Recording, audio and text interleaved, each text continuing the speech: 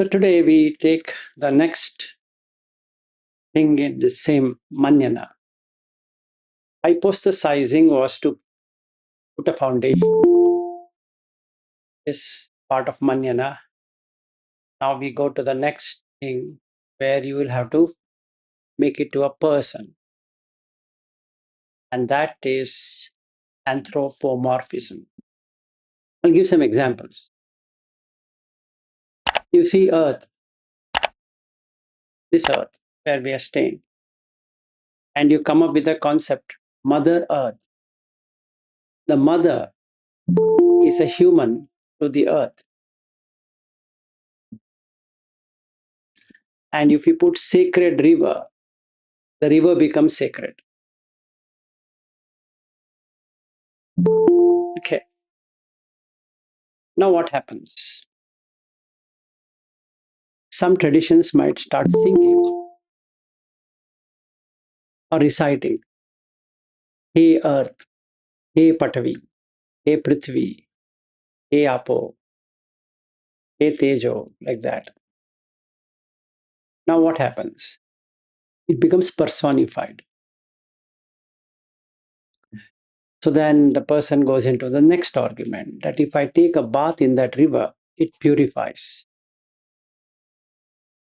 All this part of anthropomorphism. Why does a human being do like that? Is that he wants to make sure that the security is there. So he will make that something which is non-living has human-like qualities. Across the globe, you'll have this, including my headache. Headache is a headache. There's nothing called my headache. My head is aching. So me and mine of the head, because I'm the owner of this head. Because I'm the owner of this head, it should not ache. So I'm saying my head is aching. As a language is fine. But if I take it, my head, that becomes ownership. Just like hunger is a process. I am hungry is not a process. It's a person. Okay. I'm sad. Sadness is a process. Some chemicals have flown, which creates sadness. What chemical? Cortisol. I'm glad. Dopamine. Now, anthropomorphism happens in male and female. The gender is called male. That's a common argument. When a child is born, you look at the gender and say, this is male. How did you make it out? It has a male gender or male organ, better to say. But is it really a male? And the answer is no. Why do you say so? It depends on hormones. And can we guess the hormone? No. When do we come to know? At puberty. Not today, at the time of birth. When you call puberty, it's my puberty. What does that mean? My or yours puberty is puberty. Now, the voice changes. Did that child do something to change the voice? No. It becomes a male voice. How did it become a male voice? Because of the male hormone, which is testosterone. That made the change. If I know that, then there is no I, personification. And if there's no personification, there's no suffering. What if estrogen increases and the testosterone drops? Then that voice becomes female. Now the person looks male, but his voice is female. In the same way, the person is female, can have a male voice. Nobody can do anything. So there's no authority. There is no person sitting there and saying, I need a female voice, I need a male voice, and then it changes. No, it's hormones. And hormones are not in anybody's control. It doesn't listen to anyone that, oh, you don't like it, let me make it this way. No. If the estrogen increases even more, it produces male breast. It develops like a female. Whether it is embarrassing or not embarrassing, it doesn't matter. In the same way, if the testosterone increases in a female, no breast will grow. Nothing can be done. So the body cannot be treated as myself. And then my body wants food, my body is good looking, my body is like this, my body is like that, is anthropomorphism. I'm putting something into this body as though it is belongs to me.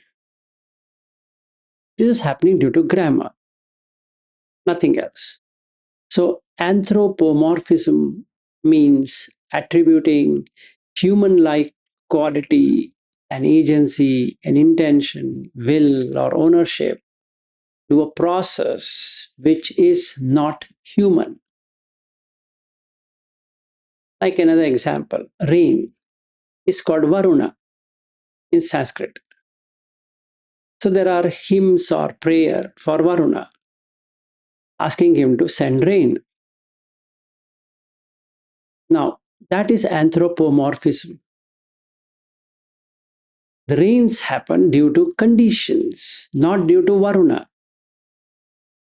But since I don't know that, I make it as a anthropomorphized.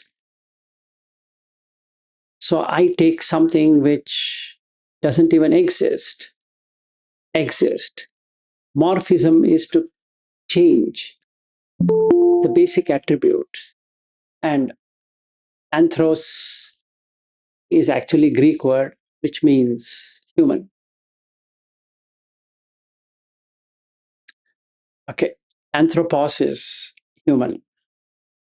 Actually mammal, not even human. So you create a mammalian structure to something which is not anything to do with it. So on one side, we hypothesize it, and the other side, we make it as anthropomorphized, which then gives you a personality, a person as me. And that's maññana. These two added together is maññana. So then I can say my ego is hurt, my mind is betraying me, my mind is kicking me, my mind is tricking me. I can keep on putting whatever words I want. Now the question comes, why do we do in that way? Because in language, you require a subject-object relationship is defined by subject, verb, and an object. And noun makes it person. If I use a person, then you can create verb, which is an action. Vilas is doing this. This is the object, and is the verb. Is doing something. So language creates persons when actually no person existed. So if I put my mind wants peace, my mind. So first you cut the my and make it mind wants peace. Mind is the subject, wanting is the verb, and peace is the object. So mind becomes human now. Mind has got nothing to do with human qualities. Mind is something which is in the brain due to neurons. It just knows to collect information. It doesn't know what information. So you can develop the mind in a negative sense. You can develop that mind in a positive sense. When we say you, It's you as in language, not you as a person. So, and hence, Buddha Dhamma is mental development as opposed to meditation. There's nothing to meditate there because meditation is anthropomorphism. There's nothing called meditation. In fact, if you search on the internet, you will get the definition for meditation. It means contemplation, to repeat what has been done earlier. That's it. It's not even in, it's a Greek word again. It's got nothing to, or Latin, Greek, or whatever that words are. It's another word. But meditation becomes a source of something that you need to meditate upon. That means you have to be there and something that needs to be meditated upon. Now the question comes, what are you going to meditate? Then I'm going to say sensation. Sensation is a verb. Because if it is you is a noun, there should be some action, right? So you watch. Watching is a verb. Watching what? An object, sensation. And the sensation are not in your control. So now what do you want me to do? Just watch them. Okay, now why watch? What happens? No, just watch. So that makes dopamine not releasing. So the person doesn't get anything out of that. So the mind gets distracted, it goes elsewhere. Because the neurons which are firing on this no longer can fire, so it is taken over by direct mode network, which then stops that. So I can't be watching breath. Why? Because it is taken over by DMN, direct mode network. What does it do? It is a self-referencing kind of an equipment, or rather a connection. It's a network. So when nothing is to be done, it takes over. That's all it's going to do. So it's a machine, basically. It's no person sitting there and doing anything for you. You can't dictate to the brain, do this. No, it doesn't do anything. It is dependent on the sympathetic nervous system or like that. So if you have a sympathetic nervous system, it will always be like this. It will be troublesome. So there's no synchronous system which is working, which will adhere to your command. Okay.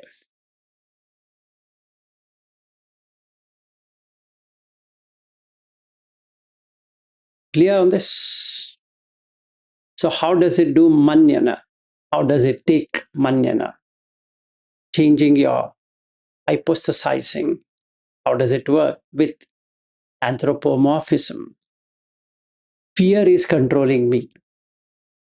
Now you put subject, verb, object. So all the time you're adding something to the brain to process the information for you. When there is you, there's no you. Language has you. There's no you. So don't take this, I'm talking to you. There's no you at all. If I keep language as a language, there is no problem. So during Buddha's time, there were two people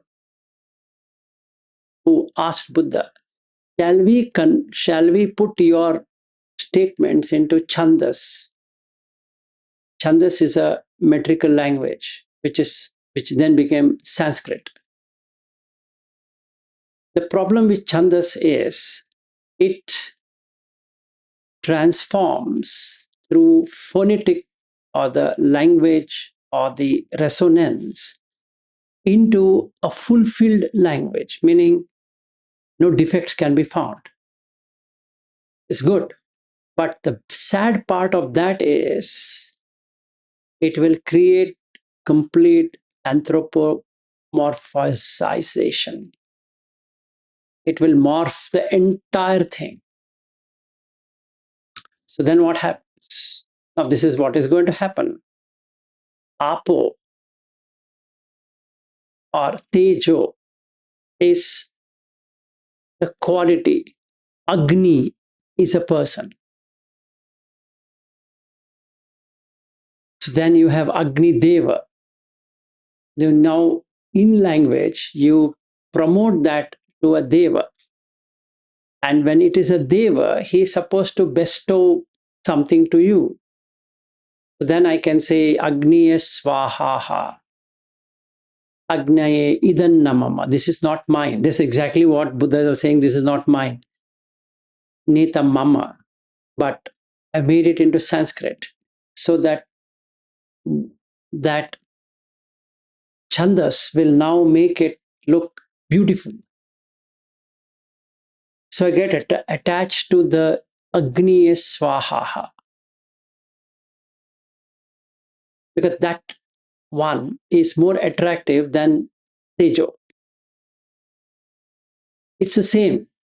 Tejo is Agni, but Agni gives a higher preference because it is Deva, whereas Ap Tejo is a quality.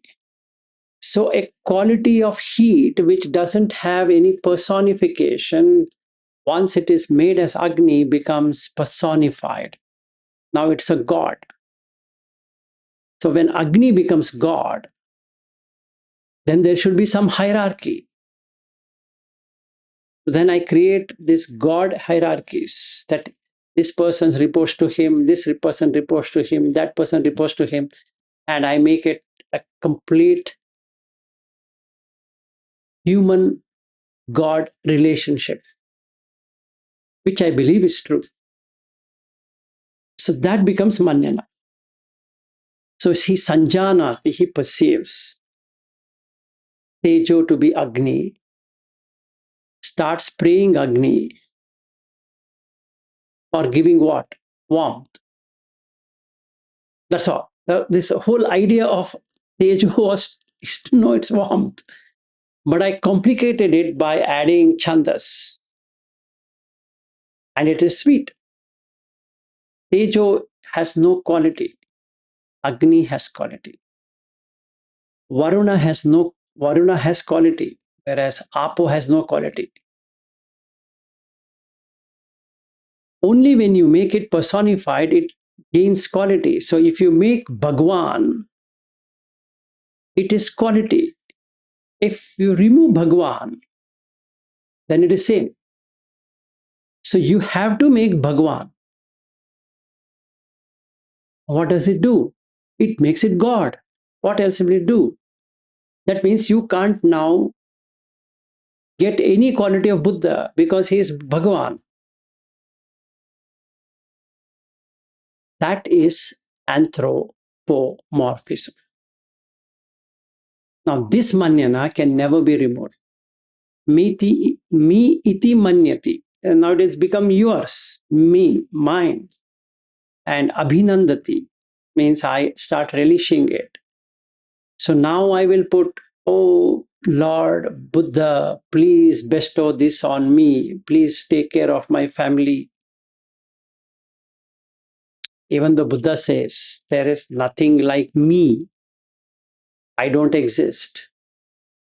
And please don't pray to me like that. But after Buddha, people felt that this doesn't add any flavor to us. So we need a flavored rice.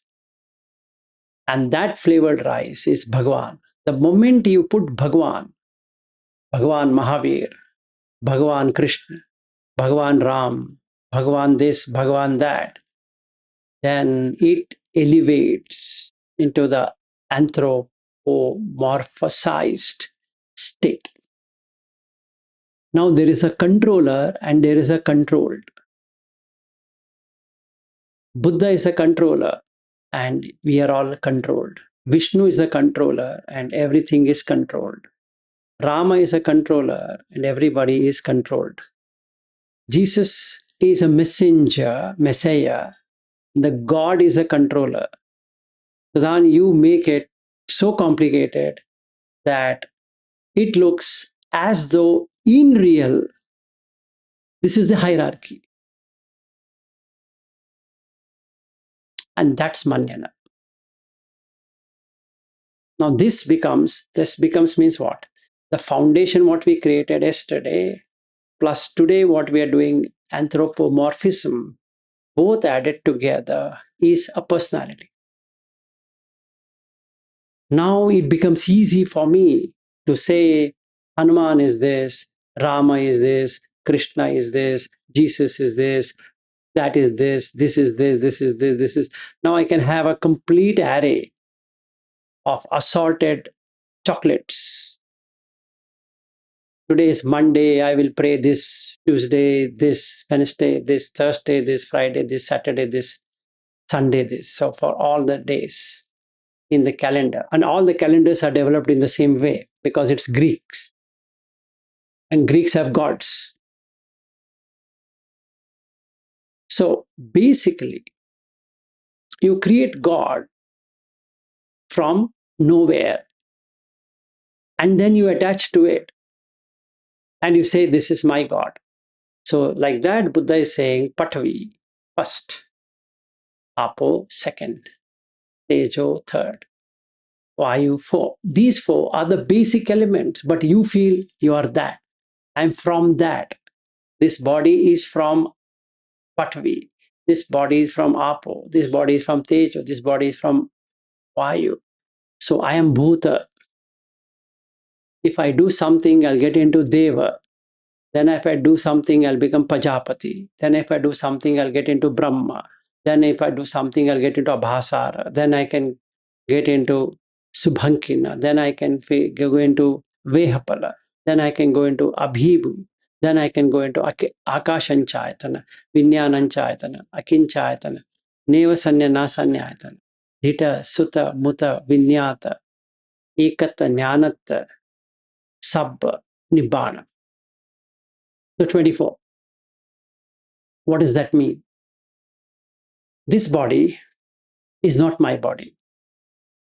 Actually, if I know that I'm a Sotapanna, if I feel this is my body and I'm residing in this body, it's a Putujana.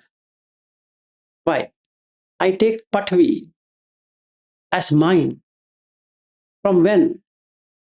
From the day I was born. So now you have a problem because Patvi outside is more than Patvi inside. Now what is more there is not me. Because I don't have authority over there. If I don't have authority outside, how can I have authority inside then? So now how can I control my wife? I can't. How can I control my husband or mother, father, brother, sister, this, that? Nobody can be controlled by anywhere in Patvi. Even if you say, hey Patvi, that doesn't do anything. Or hey Apo, hey Tejo, hey Vayo, hey Deva, hey Brahma, it doesn't do anything. So it's a foolish way of putting it. And hence the person is caught up. He fears that my God will curse me now if I stop. But number one, there was no God there to begin with. It's a language. You created a subject, verb, object condition. That's all you created, nothing else. So, in Hindi, if I say to, आपकी बात मानता हूं. You just made it solid, that's it. I accept to your words. That's all was said. But the mind takes solid. Because manta hu means maññana. I've accepted that it is how it is, never changing. So that is hypothesized right now. And on the other side of it, I'm making that language as sacred. So I will say Hindi is the most sacred language because it is coming from Sanskrit, which is another sacred language.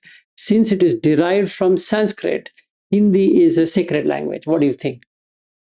And you say, yes, yes, yes, definitely.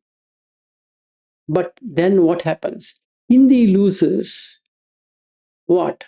It's a communication language. That's it. Just to communicate. You require something to communicate. So you are using some language to communicate with worldlings. Instead of that, it becomes my Hindi or my Punjabi or my Maithili, my that, my this, my. Now you start fighting with language. Why? Because it's mine, it's ours.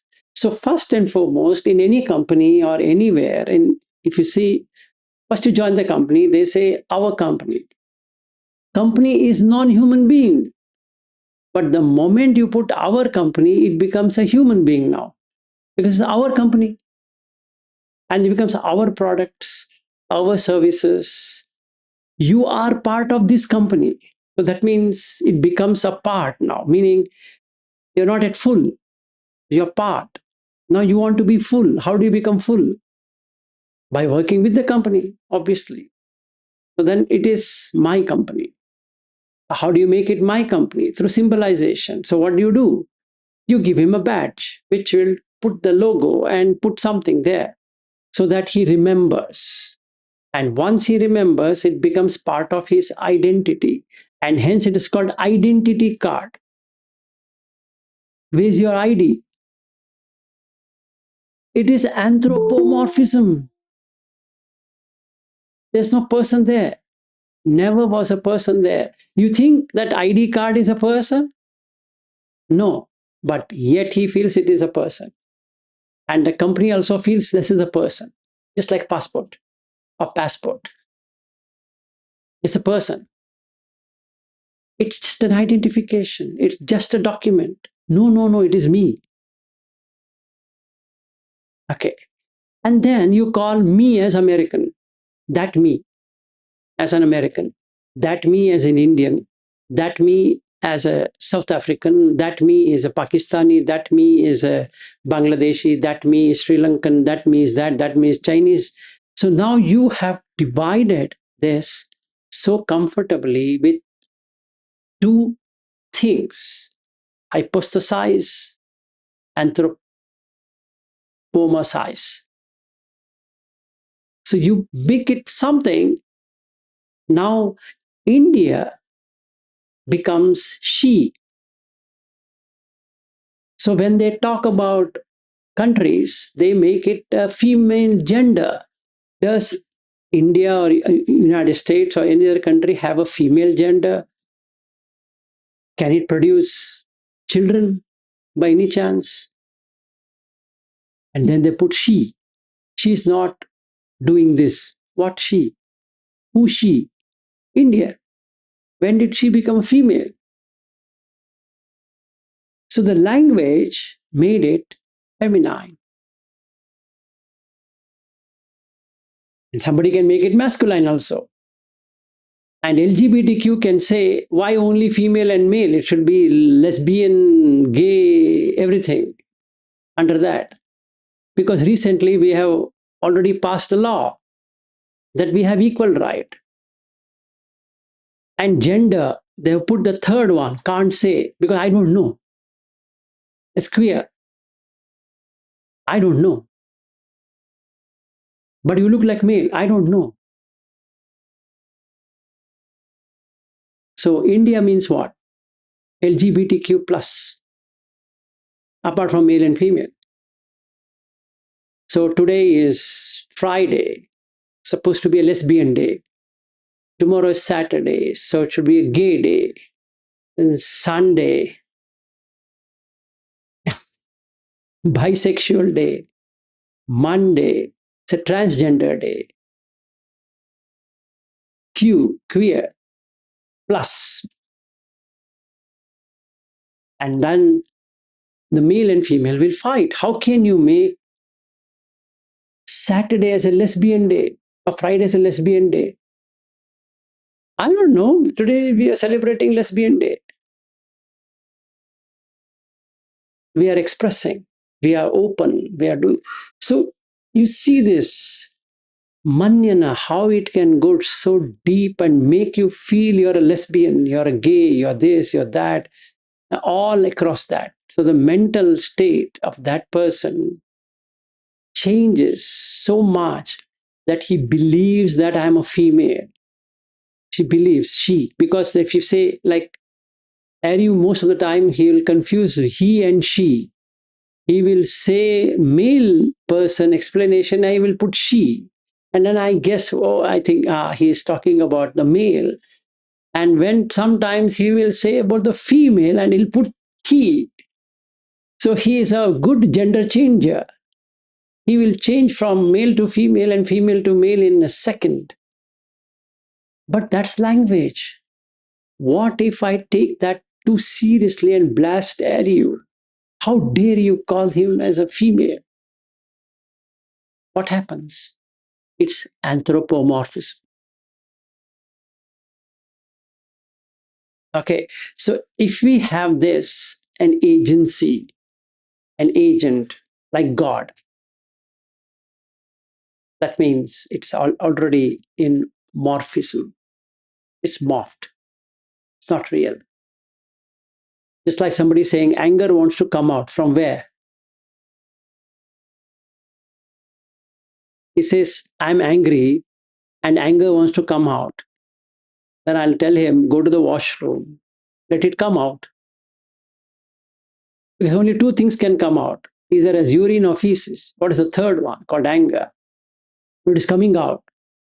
Please go to the washroom. Right? I can say that. Fear is controlling me. From when did it start controlling you? Fear has come, is okay. Fear is controlling me means, then what are you doing then? You're sitting under a tree and making the fear come over, or something you did. Another one, my ego is hurt. Your ego is hurt.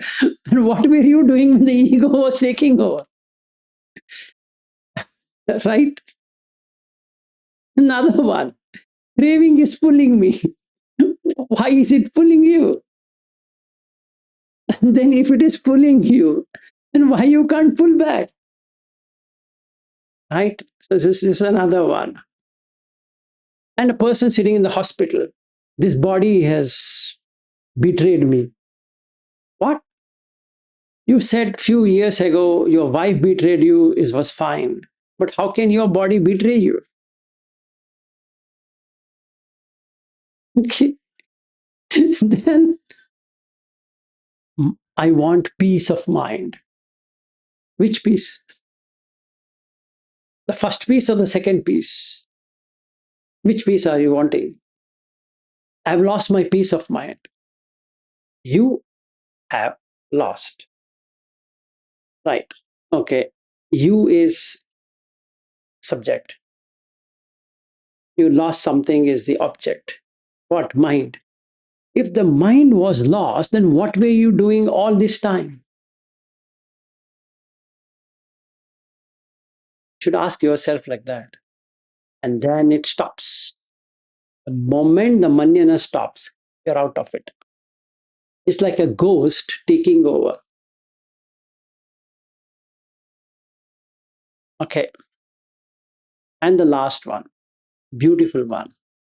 My mind is attacking me. With what did it attack? Stone, gun, pellets, bombs, hydrogen bomb. What did it attack with? I don't see anything being attacked. You don't know, but my mind is attacking me. From which quarter? From front or back, side? So make it humorous and you will get to see the gap. Once you see the gap, you have found that there's nothing there. Absolutely crap. So that's the reason Buddha says, namanyati. No. Never take patvi, apo, tejo, vayo, blah, blah, blah, blah, blah, till the nibbana. Something special. There's no special thing like that. And hence, Buddha Dhamma is very difficult to understand, easy to practice. If you leave out all of these dirt things into the kitchen sink, because Buddha comes to the basics. He doesn't want to badmouth anyone. And that's the reason when Brahmanas came and argued with him on the Vedas, he just asked this question: what do you mean by Veda? What does it do to you? And they spoke about grammar. And he asked one question: by grammar, what does it do to you? And they got confused. They said, tell me, Gautama, what is that you are trying to ask? And he asked this question: with whatever you're reciting, how does it change your mind, if at all it changes? And they couldn't answer. Then they said, Gautama, you tell me what we should do. And Gautama started explaining. And then after listening, they're smart people, by the way. They were not dumb. So after listening, they said, just like a stone unturned, I understood it.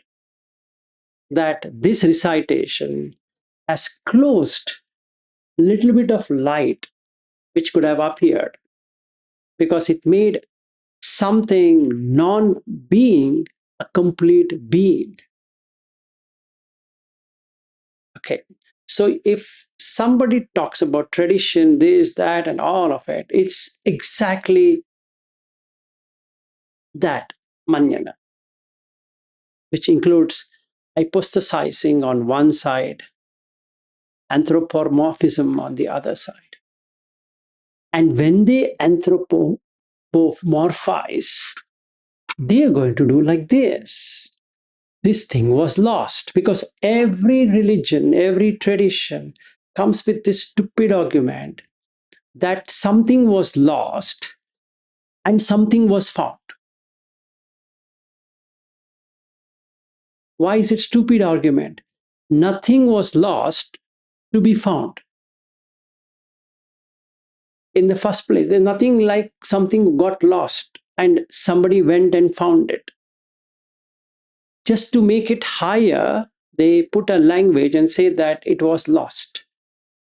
The humanity, in the humanity, this was lost. And so unearthed it. That means he went inside Patvi, he brought it. Now, when he brings it up, he has put effort. So when he puts effort, it becomes divine. Then they bring in divine intervention.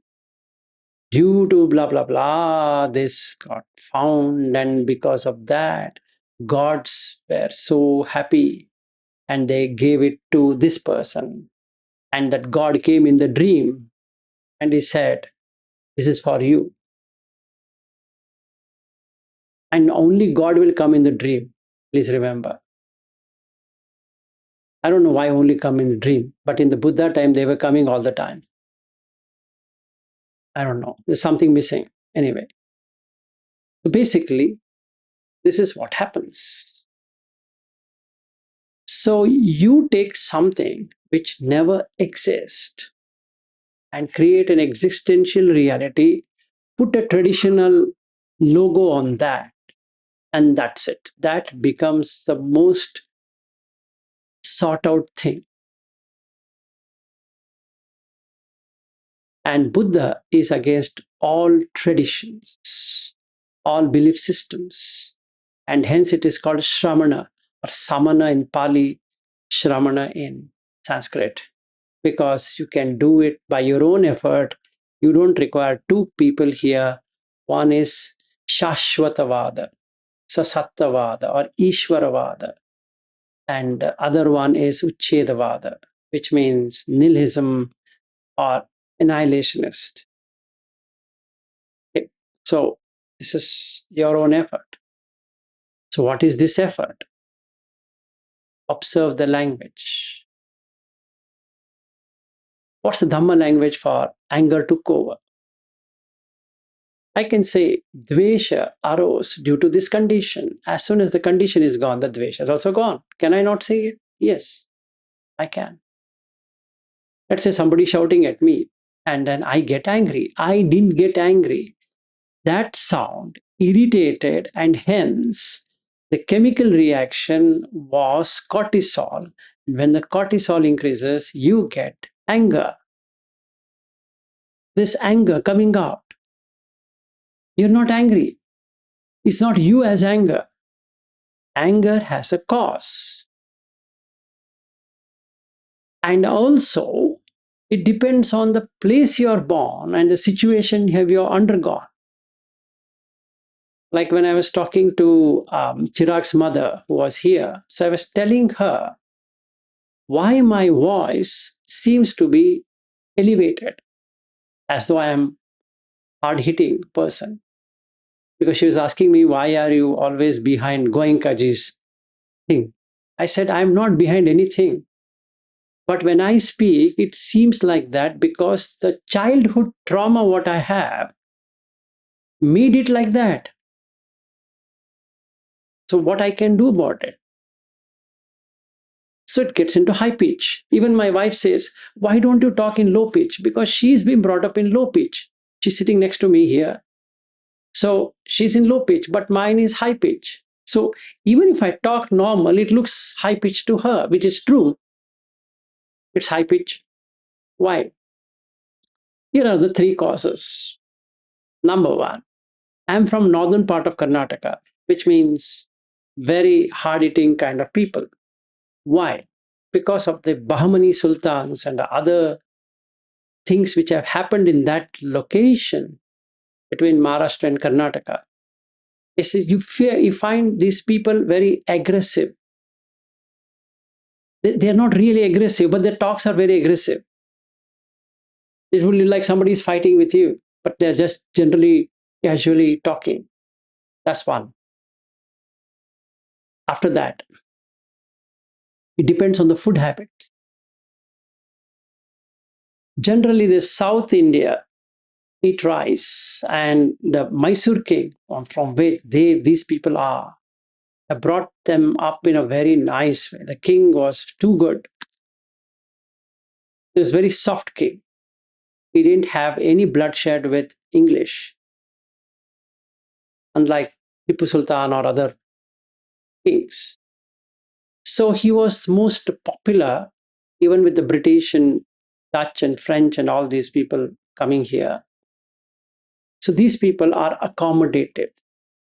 So Bangalore, by the way, is the most accommodative because of these people. So they welcome everyone and they forget their own language now. Whereas in North Karnataka, they're going to fight. They can't take it lying down. Whereas here, they're okay. Anybody coming, they change their language to suit that person's language. The second difference. And the third difference here is that if you have undergone any traumatic incident in your life, and I was telling them all the trauma what I have faced. And I told his mother that my trauma is more than what you have actually encountered. You beat me then. Then she was saying, oh, like this. I said, yeah, why not? Everyone undergoes traumatic incidents in life. So what do? You adopt to it. There's an adaptation and you adopt. Both things happen. So some things becomes aggressive. Some things becomes submissive. If that person has not been introduced to trauma, maybe he'll become submissive because he has not seen anything like that. So he'll work towards peace. If somebody has had traumatic incident, they would be aggressive. Because the protection starts automatically. You want to be secured. So you secure yourself being an aggressive person. So it might so happen the other person might misunderstand this aggressive behavior and torment. Can happen. I told his mother, it can happen. So my words might be so aggressive, it would mean that I'm really aggressive. So there was somebody, Asad, in our group had shared one video of a monk who becomes arhat, but he's very aggressive. So can he be like that? They go and ask the Buddha, and he says, yes, he can be like that because he's conditioned. His past has been conditioned like that, so he can be aggressive, even though he doesn't mean anything to it.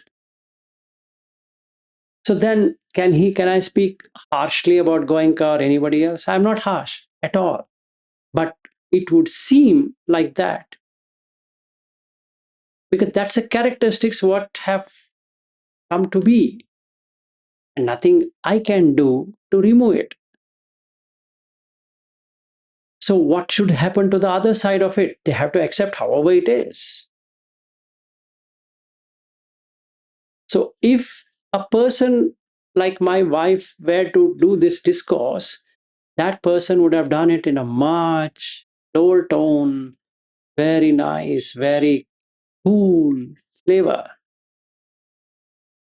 Rituji also was there when I was telling all my traumatic incidents. So nothing anybody can do. And I told how much trauma my wife has undergone. Nothing that she can do. She never wanted. In fact, their family didn't wanted to give in marriage to a North Karnataka person because that's how they are always. But unfortunately for her, and unfortunate for her family, they picked the person, a wrong person and a wrong family for marriage.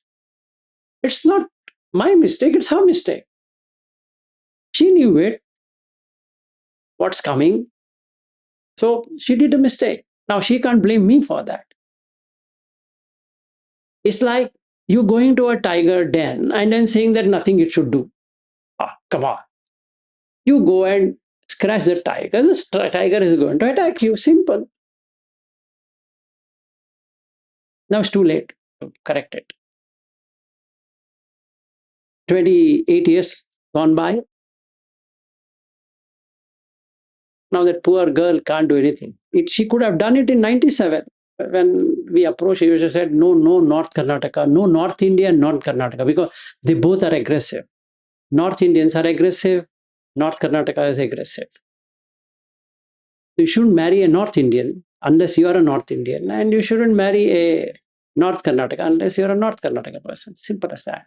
If a South Indian, soft South Indian marries a hard North Indian, he will be frying her or she will be frying him in a pan. Why? It's a language. So it's the place which brings you a flavor, and that flavor is anthropomorphism.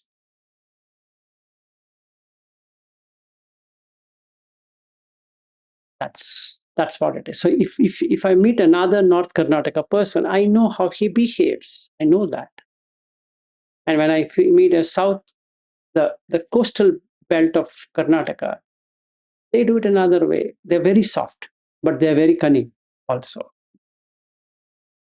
So it depends on how these things drive together. That's it from my side on anthropomorphism. In case if you have something to ask, we can. Otherwise, we can close for today. So that ends maññana. And tomorrow we go to language, which is designations. Tomorrow means Monday. And then we go the next one, very important one in this entire MN1, how things happen. And then we come to the 4. Uttujana we already did yesterday. So we take the Sekha, Arhat, and Tathagata.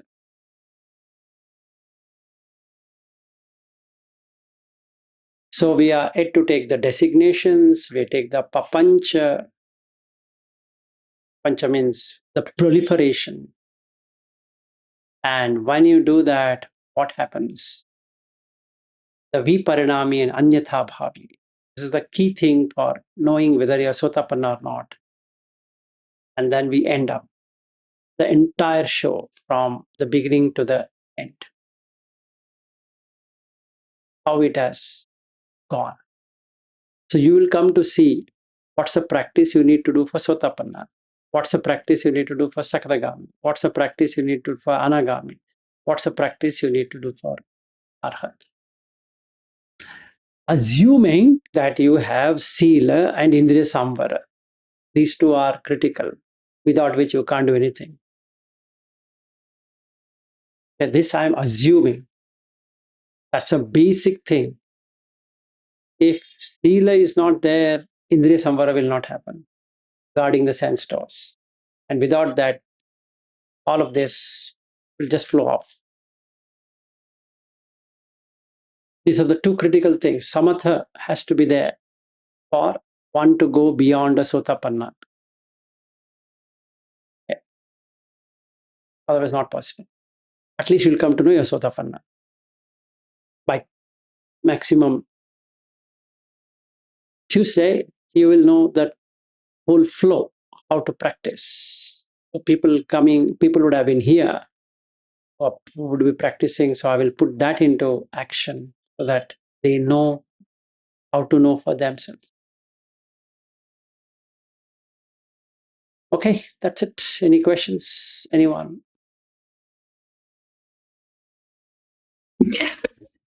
Vilasji, can you talk a little bit about Indriya Samvara? So, particularly with respect to eating disorders, which are in psychology language, so they connect it to traumas that you experience in your past life. See, in Buddha Dhamma, we don't go in that way. It's very simple. You see the defect. The defect of eye is what? You first check. What's the defect in eye? The defect in eye is you get what you like and what you also have to see what you dislike. What's the defect of hearing? You'll get what you like and what you don't like. Like that, when you come to tongue, you'll taste what you like and what you don't like. So, since you don't have authority to change anything there, try accepting what has been given, what has been seen, what has been heard, like that. Then the hunger dips. There are two kinds of hunger, mental and physical. Then you truly look at the physical hunger, which has called hunger pangs. So you feel that real hunger. And leptin is a hormone which gets released to say that it's full, I'm done, no more to eat. So slowly you'll find a balance between the hunger on one side and satisfaction on the other side of eating. Once that eating satisfaction happens, the traumatic conditions, including depression, goes away, because the depression makes the person just munch or snack, just to forget things, and he keeps on snacking, he or she. So basically, you need to, even if a person is depressed, first he has to be made sure the dopamine is increased. That means he would be looking at negative. You should make him look positive. And many people whom I met who does vipassana, they go on negative rather than positive. They keep beating themselves up rather than letting go of it. So we need to see where we are heading in this direction. It's a mental development as opposed to whatever the colored thing called as vipassana is. Yeah. If something takes you to negative, that's not the right thing to happen. Because if something is sukha, you can't go into negative and say that that is having more dukkha will give me sukha. And then the person breaks down. And when the person breaks down, he will snack. So the hunger pangs will be artificially created just to forget the trauma. Yes, Chirag. So I just wanted to share what I've been noticing or observing, in terms of, let's say, the mental craving of food versus the physical need to, have food and satisfy yourself. So for me, what I do is for example, I move my awareness to my body or to my belly, and then I move my awareness to my tongue, and I can see that the tongue is craving. It wants taste, or it wants a sukha. It wants some satisfaction. But if I go to my body sense store, the body's satisfied, it's full. So basically, there's like opposition between the tongue sense store and the body sense store. And if the tongue sense store is too strong, it will pull you in the direction of eating even when you're actually full. So I think moving awareness from here to here, you can sort of know whether you're really full or whether it's your tongue or mind that's making you want to have food.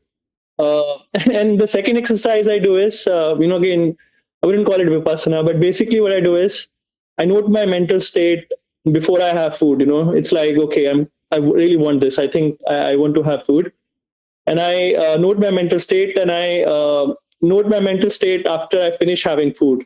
So if I really feel satisfied after having food, then I know that, okay, some hunger went away.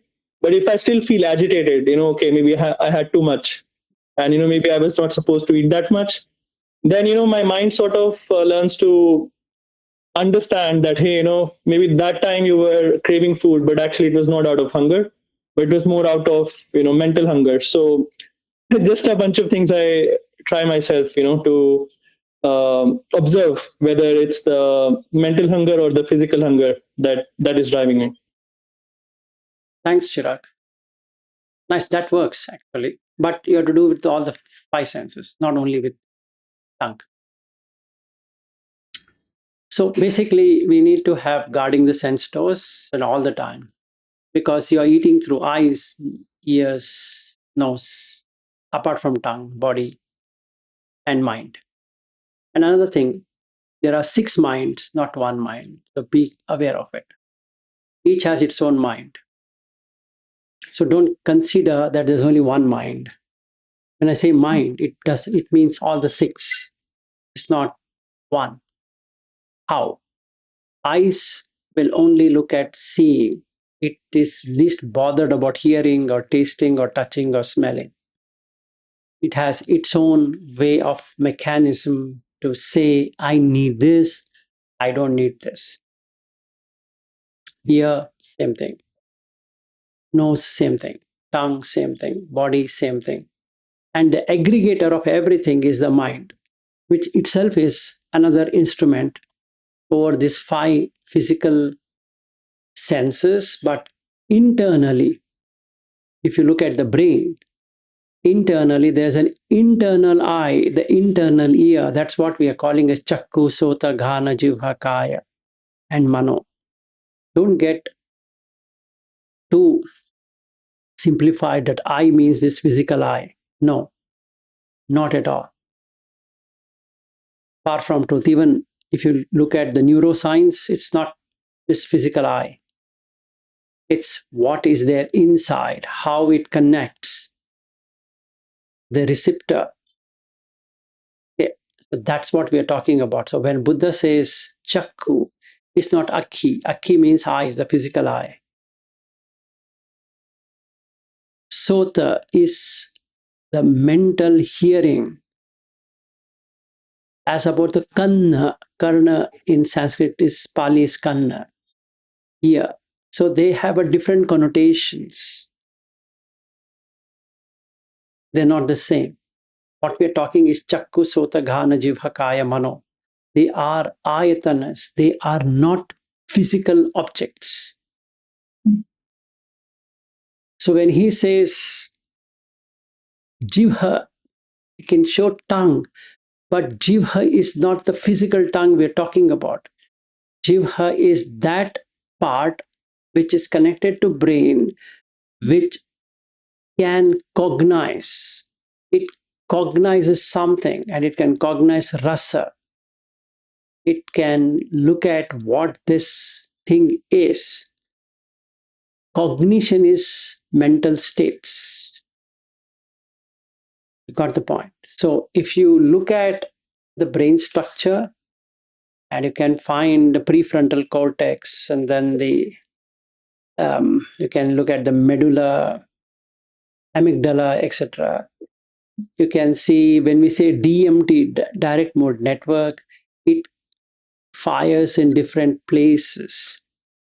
And that's an internal arrangement as opposed to a physical arrangement. It's not a physical arrangement. It's how you've been programmed to be in the first place because of genetics, one side, and evolution on the other side. That is what is defined in the brain. So when we say default mode network means when the brain is not sending signals outside, or the mind is not focused outside, it starts focusing inside. And when it starts focusing inside, it comes to the self-referential, which is DMT, direct mode network. Sorry, DMN, the direct mode network.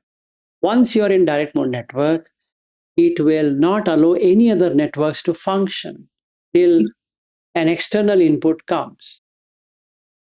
If there were no external input, you are on DMN only. Okay. And then you will see, you means the brain can now create a new neural pathways based upon what is being sensed, which is better than DMN. It bypasses the DMN and goes into that state. That's why it is called altered state of consciousness. And altered state of consciousness can be done through very easily from magic mushroom to so many other kind of drugs. So it's called a psychedelic. Psyche means mind and delic means the changes. So you can change the configuration of the brain. So the neurons start firing on a different dimension altogether, giving a different experience. It can be a hellish experience, it can be a heavenly experience. It can go either way. And that part of the thing is called a ride, where you stop DMN for time being. And if you are able to stop it for a long period of time, the hunger or hunger and craving for sensuality goes off. That's exactly what you're doing by Indriya Samvara, that you're bypassing DMN, direct mode network. And that's the biology of this Buddha Dhamma. And in doing Indriya Samvara, so you notice that some Indriyas you can do better than the other. Always like that. Always it's like that, because out of 5 senses, some of them are very strongly associated with craving, so you can't break it, okay, because of conditioning. And some of them are very easy. Like in my wife's case, her nose is the most profound sense door. She can smell kilometers ahead. This smell, that smell, that smell, this smell. And if I go near it, I can't smell. Forget about smelling from that one. I can break it immediately. I don't get selective, a good smell or a bad smell. Whereas I might have sight, I might have touch, I might be touching many objects. That might be my strongest potential. So when some ladies come, I might touch like this, and she says, "Why are you touching?" And I have no intention, but then it might so happen. So she says, "You're not mindful." And yeah, I agree, because that's the strongest of the sense door, so to say. I might not have tongue sense door very very provocative in eating. So I might not say I'm a foodie. I might, but somebody who says foodie, his tongue sense door is completely absorbed in that activity. They want to taste, this taste, that taste, this taste, like that. So depends. So all of us will have something equal, something very higher, something very lower. So to break the sense doors, you have to first start with the lower ones because that's the most easiest to break. It's like a tripod. You break one leg, so then it starts limping like this. And then the easy one, the second one, then it's standing on one leg. So it falls down. So the strongest sense door falls down based upon the removing the weakest one. But if you try to remove the strongest one, it will never happen. You're making it more strong, basically.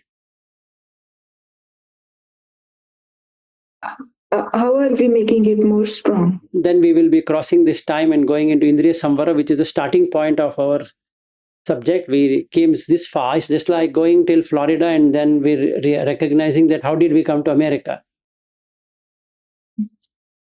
So, oh my goodness, yeah, okay, I think I had to go back to Bangalore.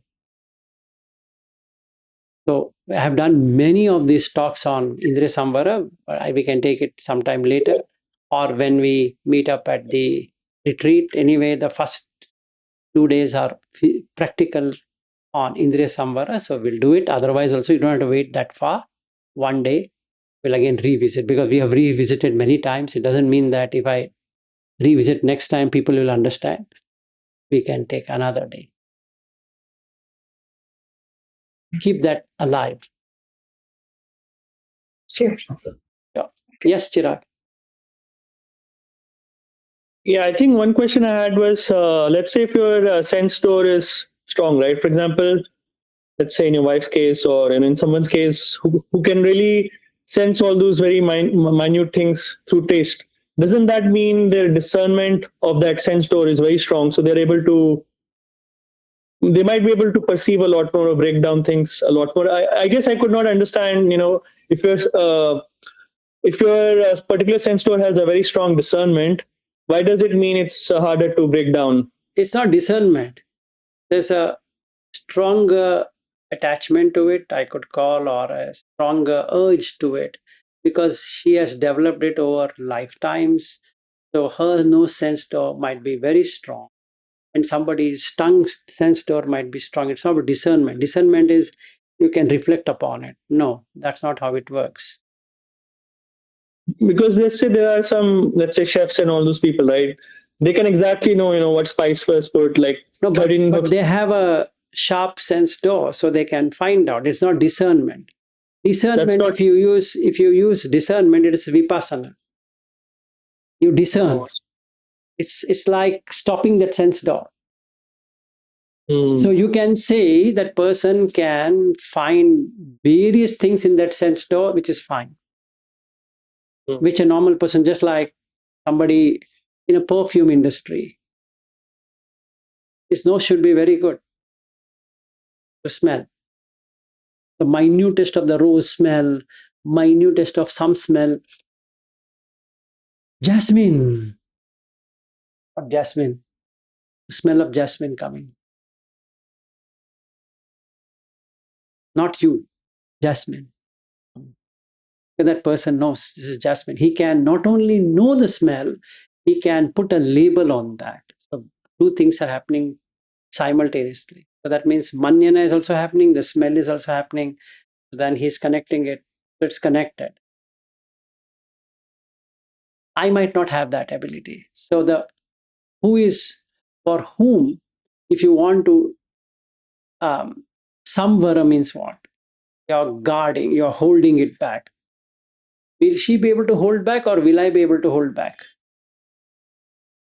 So I guess what you're saying is basically their perception in that sense door is so strong, and because perception is always colored, with the minutest thing they can detect some perception, and that already makes them deluded. Yes, because perception brings in feeling. So then she gets a pleasant feeling. Jasmine! Then some filth smell is coming. Then she said, this is garbage burning. Which garbage? Because by the time it touches my nose, the garbage is already burnt, let's say. So I am equanimous because it's not even coming into my sense door. She is already gone into garbage. Because she has put garbage. The moment she puts garbage or trash or whatever it is, dukkha vedana starts. Because it is associated with that. So there's already the no sense door. Knows, it knows. That's the reason Buddha says cognition, maññana. It knows this is bad. Do, bad, dukkha, or akha, no sense, saying dukkha. Whereas in my case, it's neutral. Adukha sukha.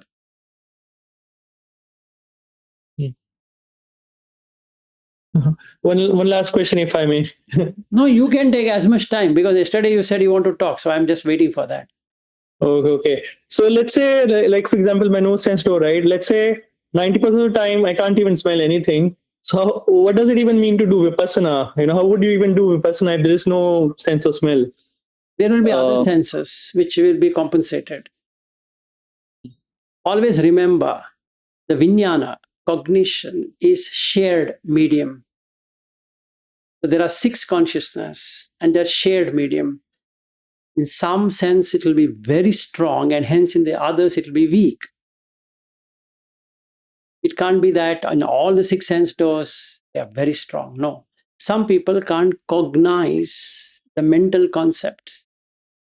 Like you, particularly, since you have done your IIT and so many other things, you're more on a reasoning kind, which means that the rationality, if you take, is a mental state.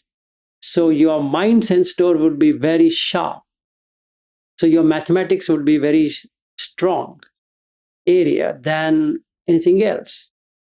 So you will compute faster than a normal person could logically compute it. So your logic would be far exceedingly better than a normal person, because of the 5 sense doors, the 6th sense door has taken over. So the 5 senses don't get so much of thing. So you might just ignore some things. I mean, you don't care. Let's say the house is in shambles, you don't care much because your mind is in doing some research. Whereas somebody like her, who is very meticulous in looking at a minutest dirt on the table, because that's her eyes, nose, and so many other things would. You say, you said you cleaned the table. Look at there. I can see it from here. And now I didn't see it. That's why if you do half job, this is what's going to happen. She's right, because she can see, but I can't see because my eye sense door is not as strong as hers eye sense door. It's not a physical eye we're talking about. She's meticulous in looking at that particular thing. So in her case, eyes and nose are very strong. So she will be compensated. She will lose the body sense door. So she gets tired. She get basically she get into procrastination and so many other things, which I might not. I might be very charged up. Let's go. If somebody says we'll drive 200 kilometers, I can go. Yeah, okay, we'll go. Because that's stronger, right? Yeah. So there's always a compensatory thing. So to break it, first look at the weakest and break it rather than looking at the strongest and trying to control it. It's not never going to happen anyway.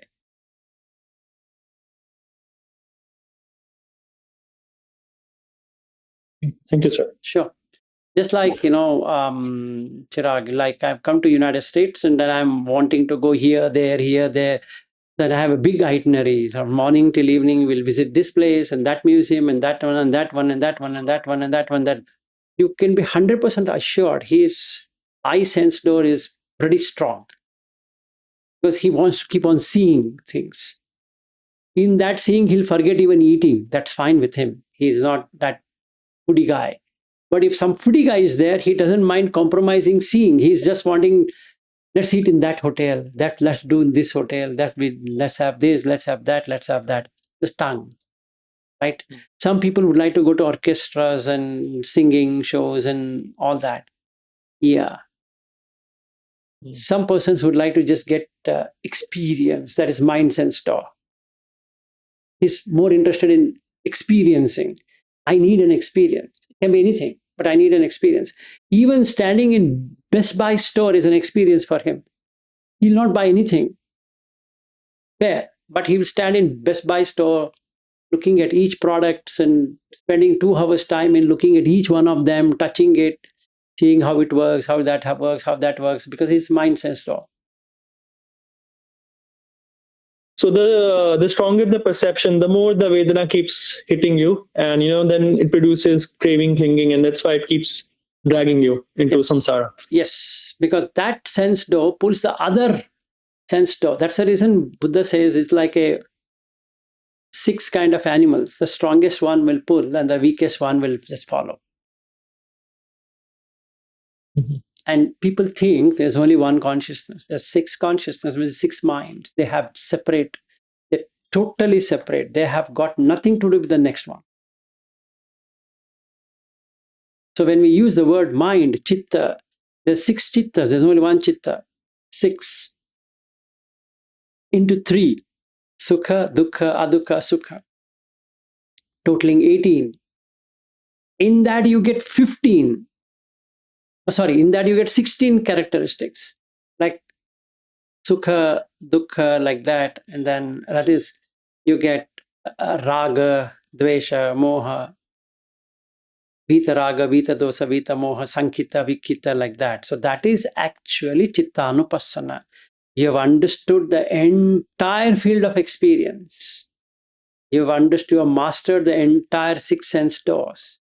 And now you are in chittanupassana.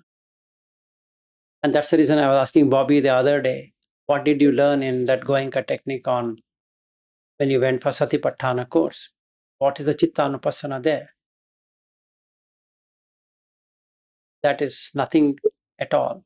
No chittanupassana. You're just doing the sensation watching in that so-called chittanupassana, which makes no sense. Because you have to see all the 16 of them, 18 experiences in 16 ways is what chittanupassana is. Manopavichara. There are so manasa, do manasa, upekha, into 6 sense doors, 18, into 16 ways of seeing. And then you have understood chitta. And I find it very strange that there's one course and people go there and they do some stupid thing there, which I don't understand. How they can be so misguided. Anyway, that's life. As you said this, Vilasji, some monks, they teach peripheral awareness. And based on yesterday's learning that I learned from you, so there is no, like, if you are doing it right, then you are ending up at no consciousness at all. So this peripheral awareness, now I think that's also a wrong way of teaching. No, it's like this. There is peripheral awareness. In the 6 senses, there is peripheral awareness. What is the peripheral awareness? Means is something has come. When you're on the side, when you're seeing something, you can also have something coming and waiting.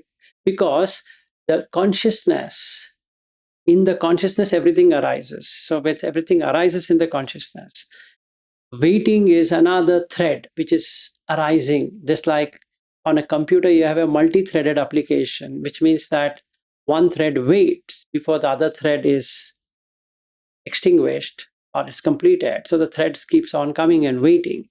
If you don't give, there's a willful giving up of it, it automatically ceases. Nothing you need to do. So let's say I am watching my breath. So the mind sense door, please remember, not the eye sense door, ear sense door, nose sense door. The mind sense door is pulled into the nose area. So let's say a typical meditation, I'm using this word again called meditation, which I shouldn't be using. Still, I'm using it because people are used to using that word. When I bring the attention, which is manasikara, into here, the mind arises simultaneously. That is, the mind sense door arises here. And the mind sense door is conceptually driven thing. It's not a physical thing to arrive anywhere. So basically, when it is here, eye sense door is already active. Ear sense door is already active. The nose sense door is active. The tongue sense door is active. The body sense door is active. So if the energy is pulled into the nose, it creates a periphery outside this place, right? So can there be a peripheral awareness? Yes, there can be and there should be, basically. So if you don't want this mind sense door to walk away somewhere because there is no interesting thing happening here, you need to have a peripheral awareness so that it doesn't go to sleep mode. So first and foremost, you need to know that it is a logical sequencing of things as regards to the physical sequencing of things. When we say chakku, it doesn't mean akhi, aankh in Hindi. It's chakku. Chakshu is not a physical thing at all. It's a conceptualized external thing which is there inside, residing inside the brain, so to say. That means it's firing something and the neurons connect that into a physical spectrum through these eyes. It reads the information and distributes it, saying that this is the object. So maybe we should do that sometime later, because if I take this up, it will be 1 plus 2 plus hours, and we are going to go deeper into it, which I don't mind. So we will do it sometime soon. And we can take this entire thing itself, how this whole thing works, so that becomes clear after we finish this. So I just want to leave it here, and definitely for some other time that Some other time, recently. very soon, not Okay. not late means very late. We will finish this fast so that this put to rest, we know what we should do, and then we come to Indriyas. As per Indriya Samvara in Indriya Bhavana Sutta, MN 152, and that gives a clarity on Indriyas.